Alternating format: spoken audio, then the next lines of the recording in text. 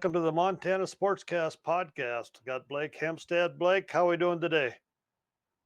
Oh, real good. Had a busy week. We were just talking about getting down and watching some wrestling this week, and as always, it's the number one sporting event in Montana. And the only thing close is when they put all the volleyball girls in together in that all class in Bozeman. So yeah, what a great event, and got to see two four timers. So real Yeah, fun trip. yeah, it was. That was. There's just not a better spectacle in sports. You talk about the Cat Grizz game, but that's a little different being the college level. But um, my best part, my favorite part, is the parade of athletes when they first walk in there. That's huge. And then if you're a wrestling fan, I think Saturday mornings, the semifinals, I think that's probably some of the best wrestling that goes on in the 2 day tournament. And gosh, it was great to see the number of girls that were wrestling this year. And I think that's going to cause a problem for the high school association. I think they're going to have to make some more room for the girls if those numbers keep going up and up and up. No, it's a great problem to have. You're absolutely right. So it seems to be catching on more and more. All the schools are involved, just bringing girls down there, and honestly, it's the one problem I have with the wrestling tournament isn't with the wrestling tournament at all. It's with other events that kind of bump into it. The wrestlers, although it's a revenue generating sport, they should be the focal point of that weekend. There shouldn't be any other events, in my opinion. I know it's tough, and I know it's tough to try to get things situated in terms of an athletic director or other basketball going on and stuff. But I really think that Friday and Saturday should be off limits to where there's no conflict from parents or anything to go down and really give these wrestlers their undivided attention. And it would allow media to really focus on nothing but the wrestlers. So I just think it's such a special event that there's ways that we can promote it even further. And if that has to come down from the MHSA, then so be it. Yeah, I don't know if you get many more fans in there though, Blake. I Fan mean, wise. it's just such a great problem to have. And I Yeah, agree yeah, wholeheartedly. 9,000 people in there. It's fantastic. yeah. It's by far the best spectacle in the state of Montana. That's for sure. It's a fun one. It's a fun one. Well, you want to jump into basketball? You got any of that to talk about? Absolutely. District and divisional. Well, the district seedings are out Right. in the Class B. The divisional in the Class A, or it's not really the divisional. It's like the Western A or whatever. But like in the Yeah. 6 and 7B, all those playing games are this week. As far as the 6B goes, two schools will be facing off against one another. Arley and Deer Lodge will both have the play in, the winner of which will meet up with the number one seed. The girls will play on Thursday, the boys will play on Friday. Arley and Deer Lodge in the girls, they will play. The winner of that will play Anaconda in Anaconda Friday.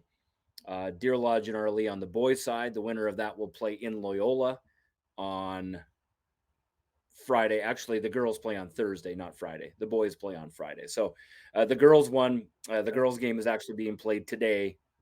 It'll be a day late when we post this, but the boys playing game will be played Tuesday. So the winner of that really has a tough test, but they're in the divisional. So no matter what they do, if they win that play-in game, no matter what they do through the district, those four seeds they do get into the divisional. So um, getting more games there. As far as the 7B goes, they do theirs a little bit differently, but the number one seed, Big Fork, in the girls, no surprise there. Thompson Falls, the number two seed, really no surprise there either. Play-in games, Eureka and Plains will play in Tuesday. Mission and Troy will play in Tuesday. Those will be the home seed. So Mission will host that one, and then Eureka will host that one. On the boys' side, Big Fork, the number 1 seed, Mission, the number 2 seed. Thompson Falls and Troy will play in the playing game on Tuesday, and then Eureka and Plains will also play in the play-in game. So really expecting a great divisional. The rest of the district, just how it plays out. I misspoke in terms of the girls. Um, I said that only Anaconda, Thompson Falls, and Loyola are going to be battling for that number 2 seed behind Big Fork. I misspoke. Florence came in and they have improved exponentially. They're led by a couple freshman guards. They have a good senior post player, really fun to watch. They beat Anaconda pretty handily on Friday during their senior parent night. Of course, Anaconda didn't have any seniors, but Florence peaking at the right time. So divisional tournament time. There's some teams that can go in there and play Big Fork for the championship. And I'm sorry, Big Fork is just going to go. They're going to state. Yeah, they look pretty tough. I've actually watched them 2 or 3 times, and both their boys and their girls, and yeah, they're definitely headed in the right path. But that's why we play the games. You never know about. I always say those semifinal nights are the toughest ones to get through.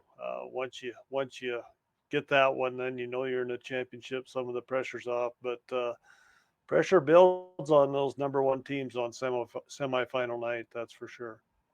Well, take that a little bit further too. When there's only 2 seeds coming out, it makes it tougher Yeah, for that challenge to happen. So if you're on the bottom side of, say, Big Fork on the opposite, so that's why district tournament time, getting that number 1 seed to be on the opposite side of the bracket of Big Fork is huge. I mean, it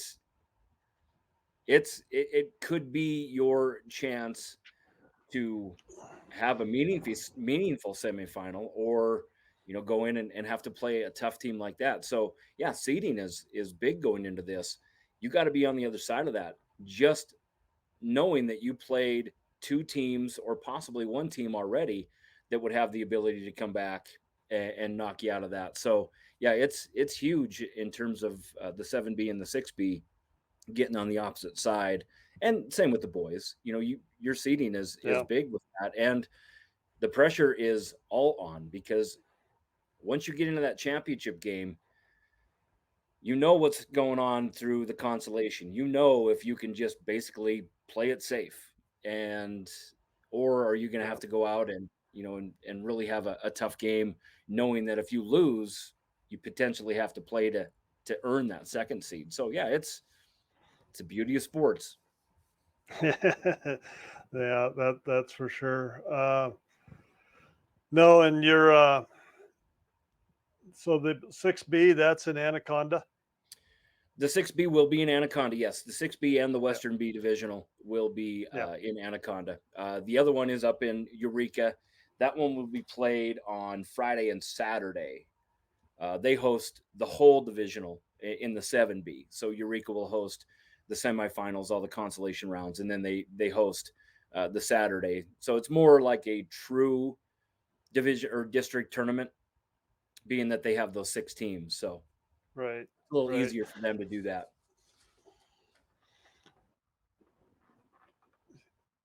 Yeah, what do you think kind of about Loyola? Where do they fit in this picture, Blake?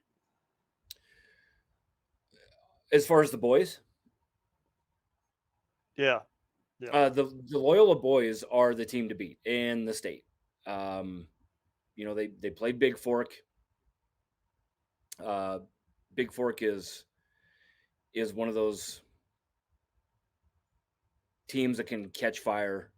I foresee that will be the championship game. Big Fork and Loyola on the boys' side. I just think Loyola Anaconda lost to them. They held it within 10 for the first 3 quarters on Saturday, but fourth quarter, of course, they just came out and kind of blew the doors off of them, and they have that ability to score in runs. I just think they're so deep, so talented. They could shoot from behind the arc. Their passing, their defense, their depth. I just think they cause too many problems for teams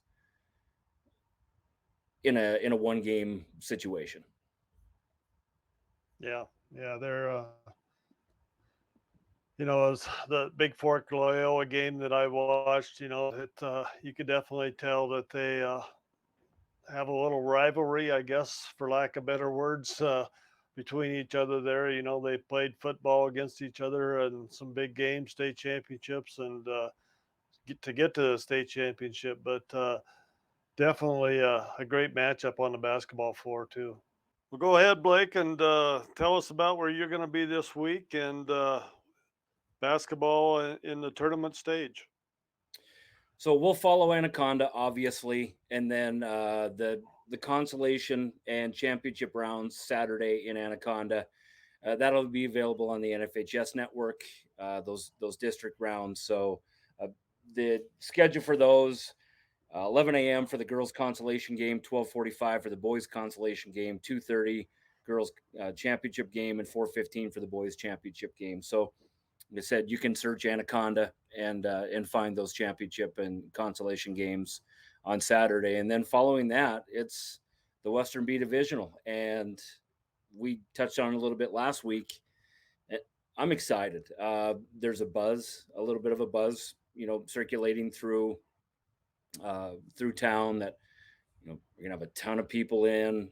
People are really excited to, showcase Memorial Gymnasium. Obviously, the teams are well aware of playing there, just because they play, visiting games, conference games here and stuff. But as far as bringing in Right. both the boys and the girls and having them here, I think it's really going to be a boost to Anaconda. And realistically, it's if we put in a good showing here, it's one of those things where, hey, it's maybe some of the C district tournaments, start coming back. I do remember Right. a couple years after I graduated, we had a couple of those district tournaments. So yeah, I mean, it's always a good problem to have. Yep, that's for sure.